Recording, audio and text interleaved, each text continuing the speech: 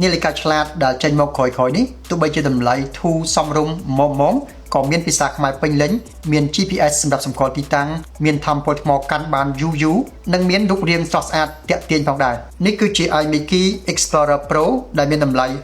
$69មកជាមួយនឹងការធានាពេញមួយឆ្នាំនាឡិកាមានរូបរាងប៉និតទាំងតួខាងក្រោមនិងស៊ុមជុំវិញគឺជាលោហៈដែលរឹងមាំនិងស្រស់ស្អាតអេក្រង់ខាងមុខមានទំហំធំពេញស៊ុមខាងមុខតែម្ដងវាមានទំហំ 1.6 អ៊ីនគឺជាប្រភេទ AMOLED ដែលបង្ហាញរូបភាពបានច្បាស់និងពណ៌ដិតស្រស់ល្អហើយក៏មានពន្លឺភ្លឺខ្លាំងដល់ទៅ1000នីតអញ្ចឹងមើលនៅខាងក្រៅវាមិនចាញ់ពន្លឺទេនាឡិកាក៏ធន់នឹងសម្ពាធទឹកដល់ទៅ10ម៉ែត្រទៅក្រោមអញ្ចឹងចំពោះការប្រើប្រចាំថ្ងៃមិនចាំបាច់បារម្ភពីការចូលទឹកទេហើយចំពោះថាមពលថ្មសាក់ម្ដងប្រើបានដល់ទៅ15ថ្ងៃ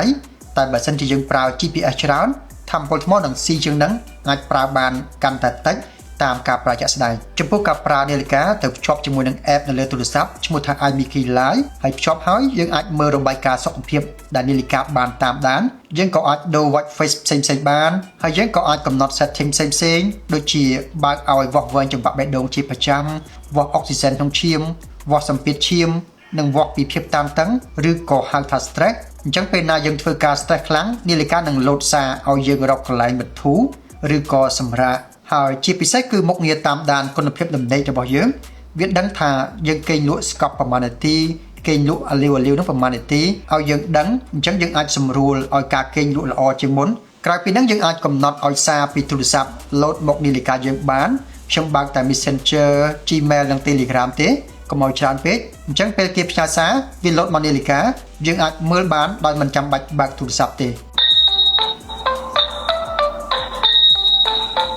នាឡិកាគេប្រើ Bluetooth ចំនួន 5.3 អញ្ចឹងការតភ្ជាប់មានស្ថិរភាពល្អមិនរអាក់រអួលទេសរុបចុងក្រោយ iMiki Explorer Pro មានតម្លៃសមរម្យជាងគេហើយសម្រាប់នាឡិកាឆ្លាតដែលមាន GPS សម្រាប់សម្គាល់ទីតាំងពេលហាត់ប្រាណមានថាមពលថ្មកាន់បានយូរមានអេក្រង់ AMOLED ភ្លឺច្បាស់មុននឹងសម្រាប់ចិត្តទិញបងប្អូនអាចទៅមើលផ្ទាល់កាន់ផ្ទាល់តេស្តផ្ទាល់នៅ showroom iMiki ដោយតាក់ទងទៅកាន់ page iMiki Cambodia ដែលខ្ញុំនឹង tag នៅខាងលើ